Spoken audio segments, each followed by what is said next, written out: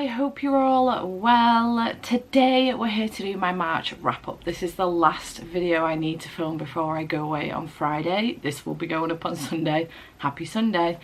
It's for obvious reasons, it's the last video I need to film. It's the last one I could film because it had to be the last one I could film because obviously it was only April 1st yesterday, so I had to wait until like March had wrapped up before I could do the wrap up. But honest to God, I'm in no mood to film today, so we're gonna see how this goes. My jumper says it all. We're gonna see how this goes. So I have 16 books to wrap up here. I finished 15. I read a grand total of 5,612 pages and 109.75 hours. So I had a pretty good reading month, to be honest. I had majority 4 and 5 stars. I had 1 3-star and 1 DNF. So let's go through these. I'm going to try and be as quick as I can with these because I truly can't be bothered. We're all about honesty on this page, okay? I haven't put these in order, which is really freaking useful to me. Okay, so we're going to have to do some digging before I can show you each book. Okay, so the first book that I did finish in March was The Right Move by Liz Tomford. I really enjoyed this one. I ended up giving this 4 stars, 4.5 stars on Corpile, 4 stars on Goodreads. This was really, really good. It does follow Ryan and Indy. Ryan is the brother of Stevie and he is a basketball player. Indy used to work with Stevie on the NHL player from the first book. And I had such a good time with this one. It was a very good time. Very good romance. I'm enjoying this series so far. Very excited to pick up Caught Up. And then the next one that's coming out very, very soon, which I think is called Play Along. I think Caught Up is going to be a baseball player. I know nothing about Play Along yet. Book 2 is A Business Proposal, which is a manhwa, I'm not sure, it's in colour. And after I read this, I ended up watching season 1 of Business Proposal, had a fantastic time. I now do have volume 2 and I would like to get the rest that are out in English so that I can binge them. But I really enjoyed this one again. 4 stars on Goodreads, 4.5 stars on Corpile. This one is following a woman called Harry and she works at this company. She's got a pretty mundane, boring life, but she's got this best friend called Young Seo who would like for Harry to go on this date for her. Basically, Young Seo's dad is trying to set up a marriage for his daughter and she is sick of it. She's had enough of these dates and she sends Harry instead to kind of botch the date up, if you like. However, when she turns up, this really handsome man turns up. She manages to botch the date. Well, she thinks she does. Unfortunately, Teemu is the CEO of Harry's company. He doesn't recognise her. He's the CEO of Harry's company and he also is being pushed by his grandfather to get married. So he's gone on this date with the intention of being like, I'm just going to marry whoever's on this date to shut my grandfather up. I literally don't care. So he's turned up on this date and he has no intention of allowing her to just disappear on him.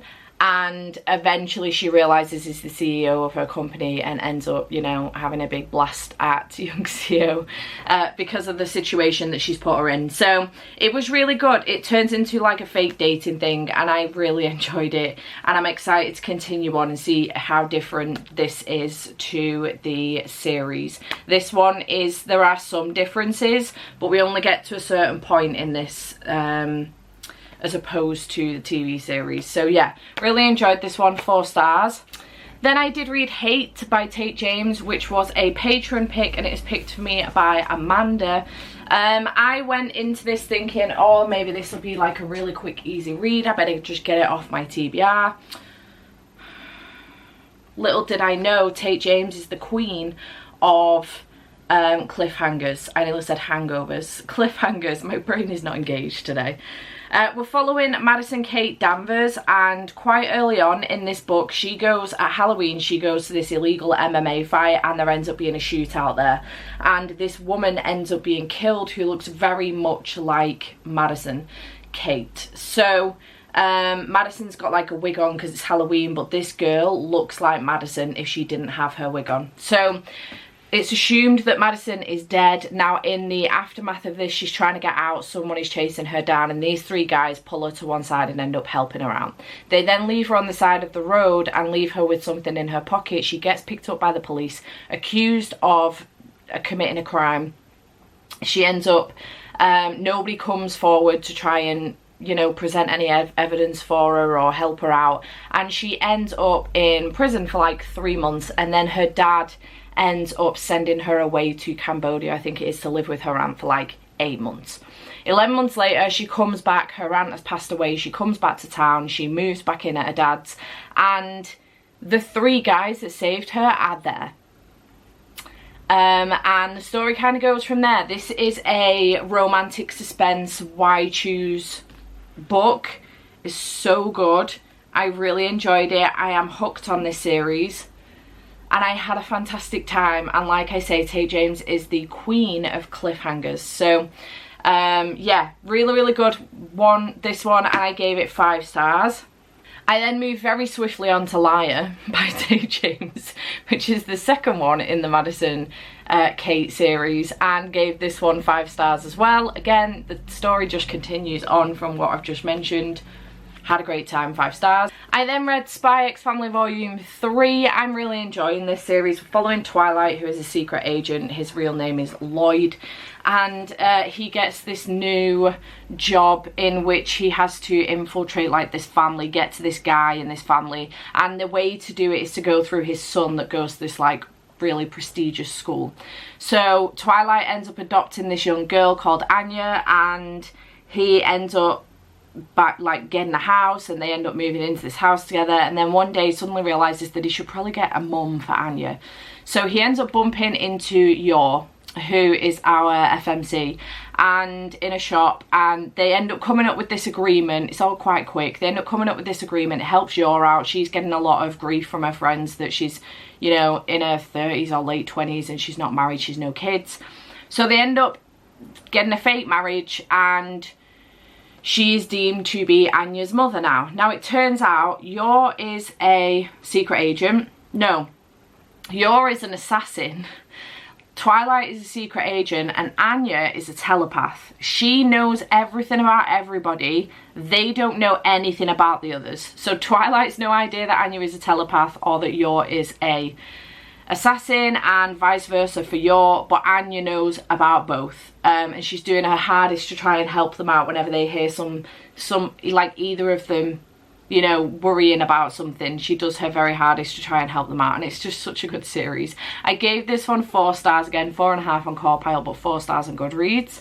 Then we have Fake by Tate James, which is the 3rd in the Madison Kate series. I gave this one 5 stars. I had a very good time with it. I don't know what to tell you. Then I read The Star Seekers Volume 1, which was sent to me by IZE Press, and I really enjoyed this. This was very good. It's set in a world where musicians and singers and stuff have an element of magic that they can bring to the stage and kind of make their concerts just a little bit more magical, a little bit more of an experience. This group, however, Star 1, don't have any magic. They haven't come into their magic yet, and the guy that kind of owns the band, if you like, their manager, has said, you know, you're all down to 1 manager between the lot of you. They all had like a person that would take care of them each. Down to 1 manager between the lot of you. We can't keep giving you these resources when you've not got magic and you're not doing as well as other bands, blah blah blah. Anyway, an incident happens in which slowly but surely they all start to come into their magic, and in the background there's this kind of dark person that's trying to collect and steal people with magic, I think, and it looks like they could be setting their sights on this group. So it was really good. I really enjoyed it. I'm looking forward to, I think there's a volume 2 out now, but I'm looking forward to continuing on with it. I had a good time with it. It was a really good time. So 4 stars for this one. Then we had Yours Truly by Abby Jimenez. Abby does it again. I gave this one 5 stars. I ended up reading this in one sitting. I started about 12 o'clock at night and finished about 5:30 in the morning. I just couldn't put it down. My intention was to just read a little bit just to get into it, and then I could read it the next day, and I just couldn't put it down. 5 freaking stars. Abby does it again. This is following Bree and also Jacob, and Bree works at this hospital. It looks like she's in line for a promotion, and this guy Jacob ends up being brought in basically essentially for the same promotion. They're kind of pitted against each other, and they get off on the wrong foot very, very quickly. Now, it turns out Jacob's got very, very high functioning anxiety that manifests externally massively. Bree has a younger brother who has kidney failure and is on dialysis, and he ends up being rushed into the hospital quite early on in the book. Jacob ends up looking him over and says something to Bree that rubs her the wrong way, and they have a bit of a bust up. However, several days go by, or a week or two goes by, and Jacob realizes that the nurses on the department and stuff, because they work in the ER, the nurses in the department are all Team Bree, and he's ended up rubbing the whole department the wrong way. So he writes her a letter to apologise, and she ends up writing him back, and they go back and forth with these letters for a little bit until eventually they end up having a conversation face to face, and it's just such a cute story. They end up fake dating. And it's just really, really sweet. And I think the thing I love about it the most is the way that they get on, the way that Bree very quickly picks up on how Jacob is with his anxiety and how it manifests, and the way that she is able to see that, read him, and knows what to do with it, because her brother Benny is very much the same way. And it turns out that Jacob is a universal donor and can donate his kidney to Benny. All round, very sweet story. I absolutely adored this one. Abby can do no wrong. 5 stars. This is the 5th 5-star book I've given her, so she can do no wrong. We'll have to see if we can make it 6 with Just for the Summer. It's recently coming, and I'm very excited to read it. Next, we have another volume of Spy Family. It's volume 4, and in this one, Anya ends up getting a dog, and he's adorable. I love him. Look at his little bow tie. I am obsessed. This one got 4 stars, 4.5 on Core Pile. That extra half star is literally for the dog. I had a very good time with this one, and I'm looking forward to continuing with the series. Next, we do have one of my biggest disappointments for the year, I think, so far. We've got Hopeless by Elsie Silver. I freaking love this series. It's so good. Pretty much every book except for Flawless has gotten 5 stars. Flawless got 4.5. It was so close to a 5-star, but I just knew that the rest of the books got better, so I wanted to reflect that in my rating. This one, however, ended up with a 3.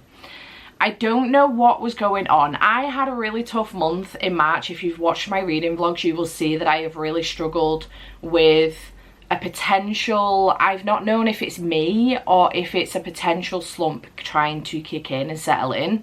I ended up having a period in March where I didn't read for an entire week, and I was really, really struggling. So I ended up picking this up thinking, oh, this will be perfect. I'll have a fantastic time with it. This series never lets me down. It is the final book in the series. And in this one, we follow Beau.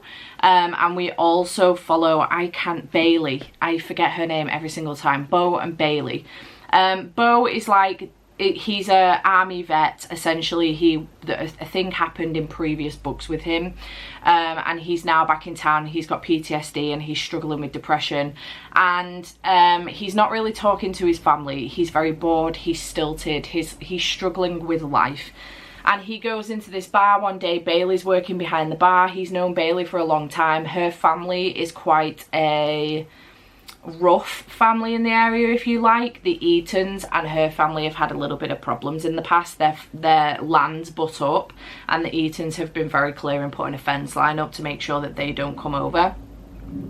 And Bailey doesn't want any association with this family. This family, you know, they're into like drugs and crime and things like that. She doesn't want any association with that, so she detaches herself massively. She's trying to save up money so that she can leave town. And they end up in a conversation. Several days go by where he keeps coming back to this bar because he feels a sense of calm with her. She doesn't pry. If he's willing to share, she'll listen, but she doesn't pry. She doesn't ask questions she shouldn't be asking. So he ends up keep going back and forth, and they end up having this conversation one day, and she's like, oh yeah, my family name, blah blah blah, no one would ever trust me, I'm constantly called out for being like a slag and easy and all of this lot. Turns out I'm actually a virgin, nobody knows the real me, and they shouldn't be associating my name with who I am. And he's like, it's not all in a name, you know, that's not like the reason. She's like, no it is. And he's like, I'll prove you wrong, I'll give you my last name, let's get married. So they end up in a fake engagement. And it kind of goes from there. Sounds right up my street, right? I don't know what it was about this book. I'm still not 100% certain if it was me or the book, but I was bored and I couldn't wait for it to end. I didn't have an investment in Beau like I did with the previous characters, because we haven't seen a lot of him, because he has been away, you know, at war and stuff, and then he's come back. Only briefly have we seen him in the previous books, whereas the other guys in the books, we've been kind of invested in them from the start, because we've constantly had glimpses of them with the family meals and things like that. So with this one I really struggled with it, and I don't know if it's because I was already in a low mood, but I was struggling as well with, like, it was hard to read the PTSD and the depression and how much he was struggling, and I was finding that I was having a tough time with that. I would have a tough time with it normally anyway. Nobody wants to witness anybody going through something like that, whether you're reading it or seeing it visually in a movie or with a person you love in life or something. Nobody wants anybody to go through that. But because I was already struggling myself, I think I was just really struggling to connect to the story. Bailey, I felt really disconnected from. I didn't really care, and I just couldn't wait for the book to be over, and it ended up with 3 stars. I don't know if I might try and go back one day when I'm in a better headspace and try and give it another read, maybe, but maybe it was wrong time for me with this book. Maybe I just didn't enjoy the book. I've had a few people since say to me I also struggle with this one, and I was really gutted. So I wasn't as excited to get to Beau's story before I got to it either. I was just excited to get to another story in this series, you know. You know what I really want? Harvey's story. Harvey is a national treasure and should be protected at all costs. That's all I'm gonna say. Then I did read Mina and the Undead by Amy McCaw. I have been sleeping on this book. I have had this for like the last 2 years. I got this in Forbidden Planet when I went to YALC in London in 2022, and I have been sleeping on this. I'm a little bit mad about it, but at the same time I'm not, because I now have the whole series and I can binge it, which I'm very excited about. Shout out to Amy for that. I bought this one, she gave me books 2 and 3, which was very sweet of her, and shout out to Amy for that. Thank you so much, Amy, I truly appreciate you. And it gave me the push to pick this up, and I'm so fucking glad. So I love the book Clown in a Cornfield by Adam Cesare, I think that's how you pronounce his last name. It gives me the slasher vibes that I'm looking for, gives me the creepy eeriness that I'm looking for, the atmosphere, gives me all the things I want that scream Halloween, I Know What You Did Last Summer. Those types of movies give me proper, you know, slasher horror movies. I'm not a huge horror girly. If something is genuinely, like, I love the Poltergeist as well, that's a really good fucking movie, the original. Not any of the new ones, the original movie. I love something that is going to instill a sense of fear in me, but not so much that it's going to keep me up at night. Do you know what I mean? So, for example, I don't do a lot of horror, and Andy fucking hates it because he loves horror. The movies Insidious, I fucking hate them. That red-faced man gives me the heebie-jeebies. I can't stand it. I scream every time he comes on screen, and then I spend about 30 minutes after the movie crying because I'm in complete fucking fear. I don't like it. The movie's Paranormal Activity, I watched the first one when it had come out in the US but not in the UK, and it was deemed, you know, a true story. There weren't multiple endings to it. It had literally just dropped in the US, and my brother ended up managing to get it. This was 14, 15 years ago, because I remember who I was with at the time, because he was with me, with my brother and his ex as well, and we were all watching it, and I sobbed. I sobbed through that movie. I was so fucking scared. And my partner at the time was laughing at me and he was like, what's the matter with you? And I'm like, I was fucking terrified. I was like, this is a true story, I'm terrified, what do you mean? And then obviously a month or two goes by and it comes out that the movies come out with several different endings and it's not a fucking true story. Regardless, I can't watch those films. They terrify me. So I want, you know, a good old campy slasher, something to do with summer, Scream, Halloween, I know what you did last summer, Poltergeist, those types of movies, sign me up. Jeepers Creepers, I don't even mind that. Sign me up, I don't mind him. So Clown in a Cornfield does it for me, and I have been chasing that vibe ever since. And it was on my shelves this whole time. Mina and the Undead follows Mina, who is 17 years old. She lives in Whitby in the UK, and a year ago her mother just disappeared off the face of the planet. She left and just disappeared. Left her and her older sister Libby, who's 19 years old, with her aunt. She just left. Not long after, Libby decided she was going to go to New Orleans for uni. So Mina's left with her aunt, and her aunt reluctantly takes care of her, but has now decided during summer that she would like to go on vacation. So Mina decides to go to New Orleans and stay with Libby for summer vacation. Fair enough. So she goes to New Orleans. It's 1995, by the way, not today, in the book. So she's gone to New Orleans. Her sister works in this place called the Macabre Mansion, where they dress it all up and they tell you horror stories and things like that, dress each of the rooms up, you know, for like for Candyman and for Halloween and for different horror movies, and they will take you through and someone will jump out with you at you with a chainsaw and all of that shit. Fantastic. That's where Libby works. And she ends up, Mina ends up doing a little bit of a trial run there to see if she can get a job there. Outstanding. Libby lives with this guy called Jared and also this other guy called Lucas. Mina and Jared hit it off straight away. Libby's got a girlfriend called Della, and they're all in New Orleans. They're having a grand old spooky time. Until it all goes to shit. People start dying left, right and centre. Things start going down and there are unexplainable things going on. And I freaking love this. It was so good. The atmosphere, the characters, the plot. Just chef's kiss. Outstanding. I was in my element reading this. In my freaking element. I was having a grand old time. It's the middle of friggin' March and anyone would think Halloween's on the horizon. These books are perfect for Halloween, but read them anytime you want. Please go and pick these up. They're so good. I really enjoyed it. They are YA, but they're at the upper end of YA. Like, Mina's 17 in this book and Libby is 19, and as the series goes on, obviously Mina and Libby are getting older. The characters are getting older. But, you know, there's swearing in it. There is a little sprinkle of romance in the background, but for the most part it is horror and it's super atmospheric, and I just had the best time with this and I gave it 5 stars. It was so fucking good. Next, I did read Things We Left Behind by Lucy Score. I loved this. I gave it 5 stars. I'm so glad to have the series wrapped up. This is following Lucian and also Sloane, our final couple in this series from Knockabout. And I've been craving the Lucian and Sloane story since the first book, and I was not disappointed. Lucian and Sloane have had this tumultuous relationship the whole time we've been in the Knockabout series, and we've never really got to the crux of what's going on because nobody else knows why either. And this story does the whole back and forth thing, then and now, then and now, then and now, to explain the story. I thought it was going to be some bullshit high school drama, and it is not. It is way deeper than that, and I always, whenever I pick these up, I always fucking forget how dark they get. Look at this cover. Does this scream to you romantic suspense? Because it doesn't to me, and I forget every single time. This was so good.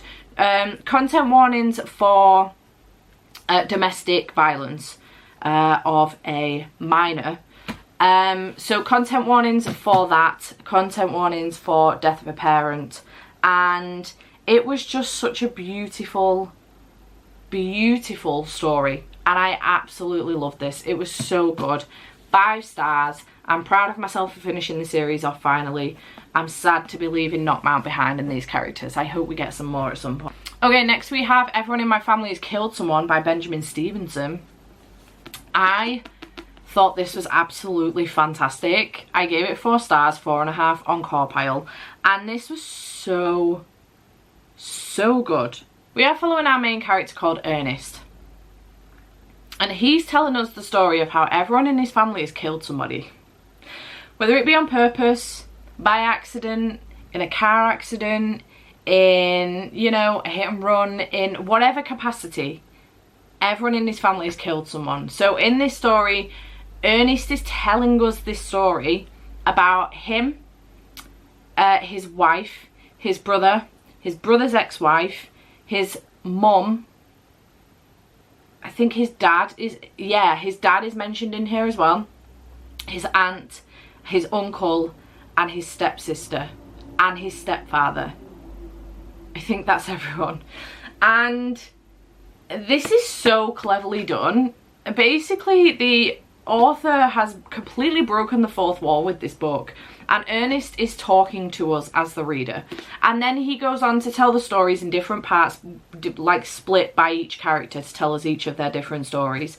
And then at some point, like around, where's the chapter? There, right here, around page 405, you'll do a cheeky little check-in, chapter 14.5, and you'll do a cheeky little check-in and say, okay, here's what we've gone over so far. I just want to make sure we're all on the same page. Here's what we've gone over so far. Here are the characters. Here's exactly what they've done. And here's the situation we've got now. These are the things I think are suspicious. What do you reckon? And it's so cleverly done. It's so cleverly done. I didn't see any of the reveals happening at the end. I didn't see anything that coming, you know, and I had a fantastic time with this. I will say the last, it didn't get a 5-star for me because there were times where I was confused, but those half chapters, so very clever and really helped me come back down to exactly what was going on in the book. Because there was a point before that chapter where I was like, do I need to be writing a family tree here? I am so confused. We have got so many characters in here. Very, very clever way of bringing us all back together and being like, this is what's going on. Here's what's happened. Here's who's done what. And this is what we're trying to solve. So well done. And I loved this. It was so good. 4 stars, 4.5 on Core.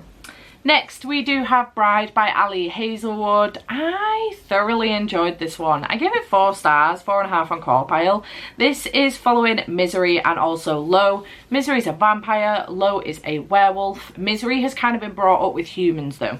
She's got this best friend called Serena, and basically a long time ago as a kid, her father kind of, not sold her off, but to make an alliance with the humans, basically said, okay, so we'll swap one of our vampires for one of your human children, and we will say that this is the alliance.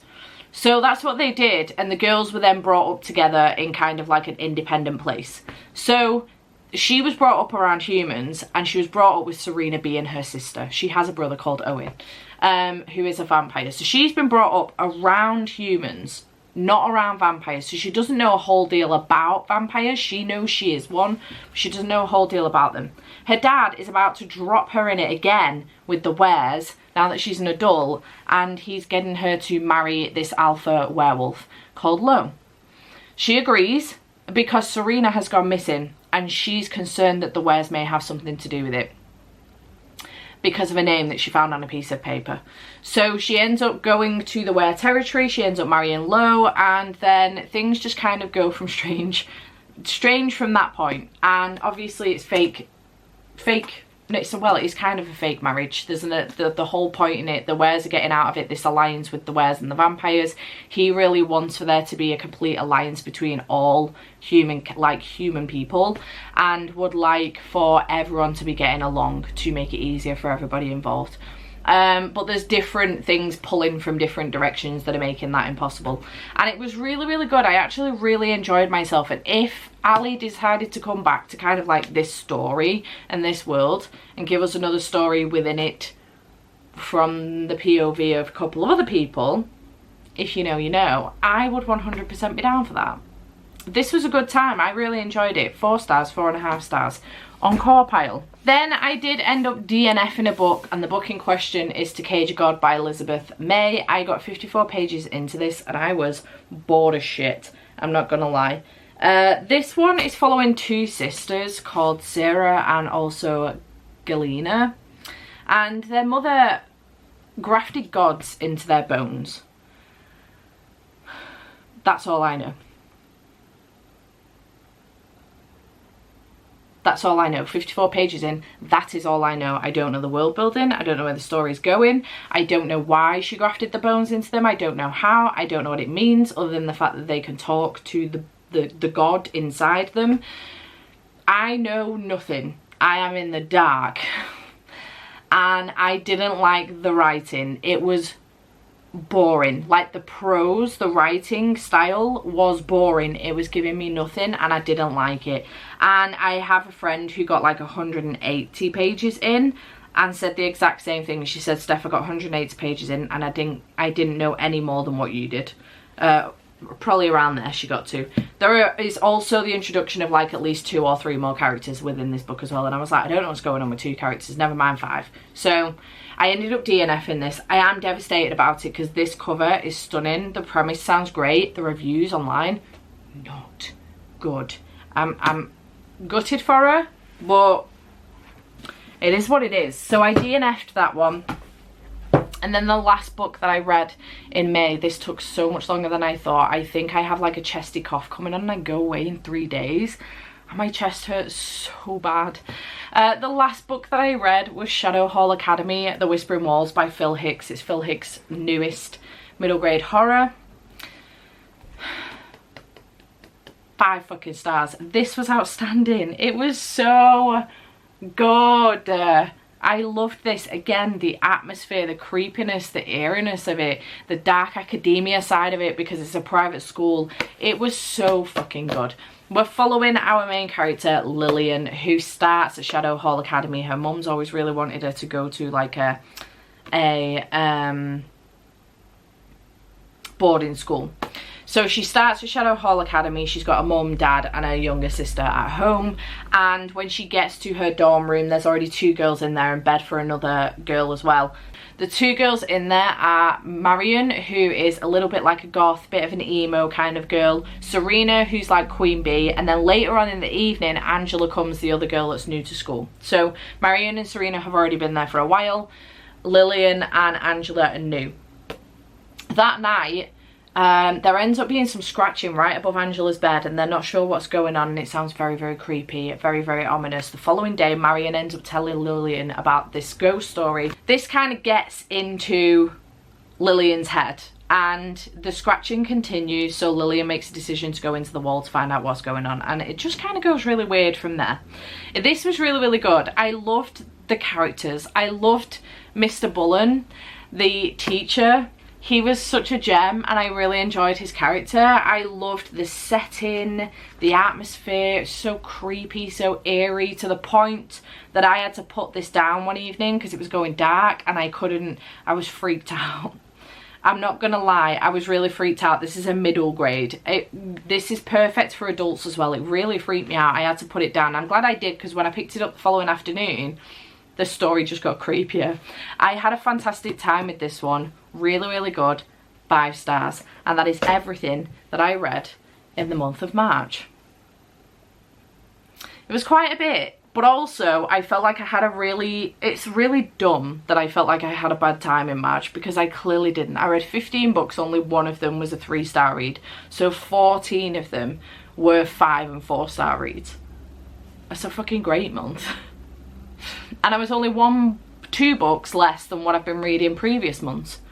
So I'm pretty consistent. I did have a good reading month. I think because I wasn't able to finish, I really wanted to get to like Shadowlands by Stacey Marie Brown, the last one in the Savage Land series, and then also Kate by Tate James, the last one in the Madison Kate series. Really wanted to get to them and I didn't get a chance to do so because during final book support group I just went on a real downer and I was really struggling with reading because I hadn't read the previous week.